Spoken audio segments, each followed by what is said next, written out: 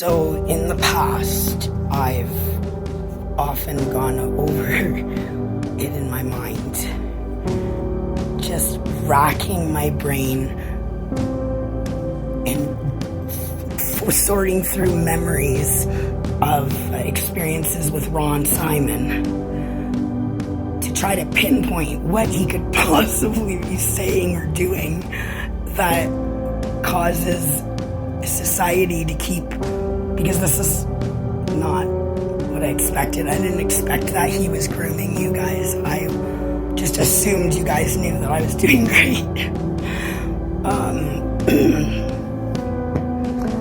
And it's funny how trauma works, right?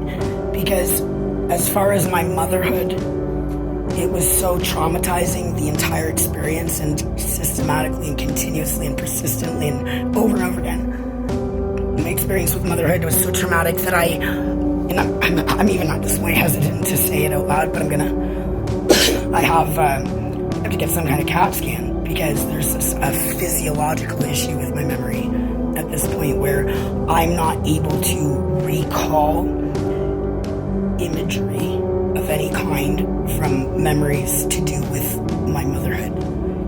I can't remember seeing Evelyn's first words or her first bath,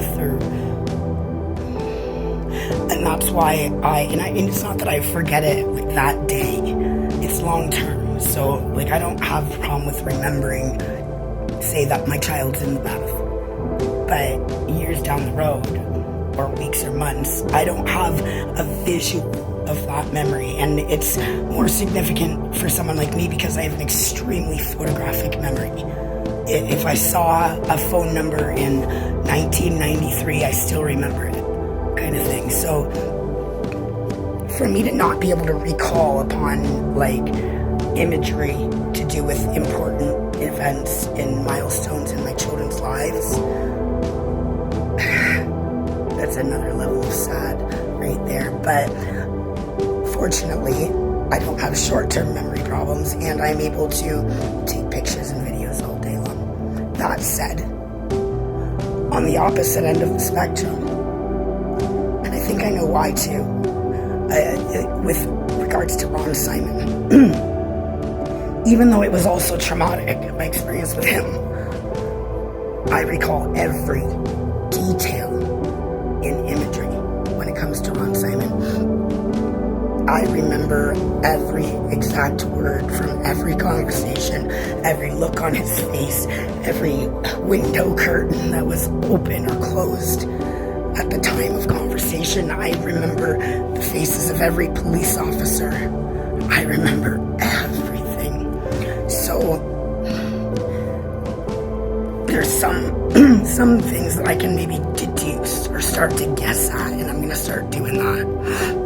Because you guys need some serious context, guys. Seriously, you need some serious fucking context. So, I'm gonna pull these random, sorry to throw this in there, I hear a lot, and I see a lot on the faces of the people who are mentioning it, and their body language, regarding recordings that Ron has. Let's get into that one.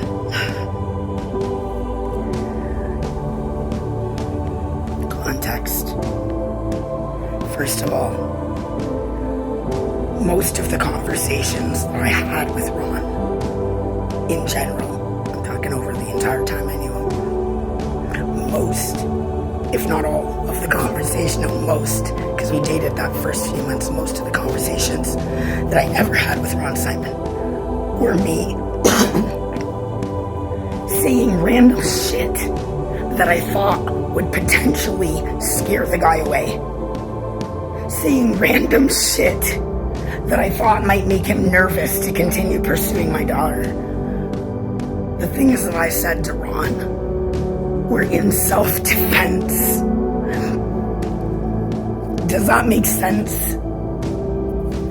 When a man who you don't want to date, and you're sitting here all proud of yourself because for the first time in your fucking life, you set a boundary because of your child and said, that man's not good for my child, so I'm not going to see him anymore. But he says, no, that's not an option. You're staying right here. I would have and probably did say anything I could think of to make him think that I was crazy so that he would get scared away or turned off, to make him think that I was dangerous so that he would be scared away and disengage in his weird ass fixation on my fucking 2-year-old. I remember one particular occasion where I all out decided I was gonna seduce this guy just to fucking try to take some semblance of control over the situation. And do you know, he saw right through me? Right through. He played with me on that time when I tried that method. It was like cat and mouse. Oh, I can picture his face. He loved that I tried to seduce him so that he would stop abusing me. Because in my mind, I thought to myself, okay, this guy already knows that I don't want him. I'm scared of him. I'm angry, blah, blah, blah.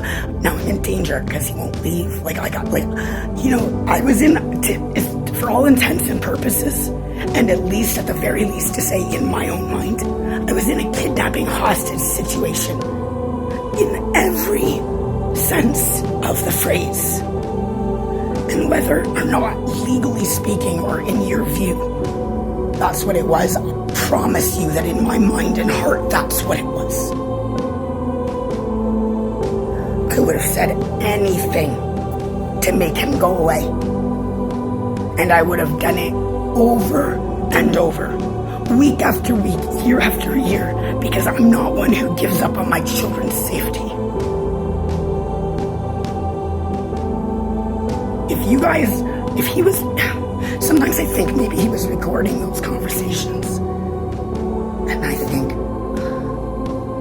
like, in what universe does somebody get away with something that evil? It's just like, they see who I am. They've known me all my life. They've never seen me yell. Ever. I'm 40.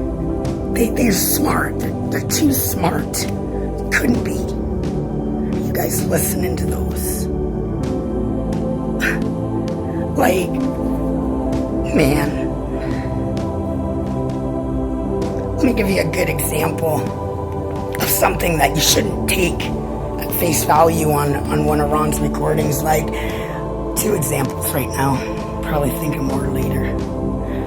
The first time I let him in my house on 8729 Willoughby Drive, I had not had any contact with him for over 2 years. Ever since I got help from the Children's Aid to flee my situation because he and my biological father were threatening me. And so many side stories. I had no contact with him for over 2 years. I was engaged to Rocco Busiello. My whole family knows Rocky. My neighbors knew Rocky. He was there for Christmases, birthdays, hospital trips. So anyways, no contact for over 2 years. And I find out that he's not only, because I go and I look him up. I don't know why. 2 years plus later, I was like, wonder what that guy ended up doing, you know? Because it hadn't gotten as bad. Like, yeah, he had come in and forced himself on me sexually already. Yeah, I had to hold my front door closed by pushing a fridge in front of it with an infant by my side already. But it hadn't gotten to the point that it was. So I looked him up because I was curious. And to my terrifying, just to my surprise, there was 2 years worth of posts of love letters and music directed at my now 2-year-old daughter who we'd met a handful of times. I took pictures of my daughter with everyone that visited me because I didn't have a lot of support people or family, and in my mind I thought, like, it will show that people were around. It wasn't because they were special. It's because I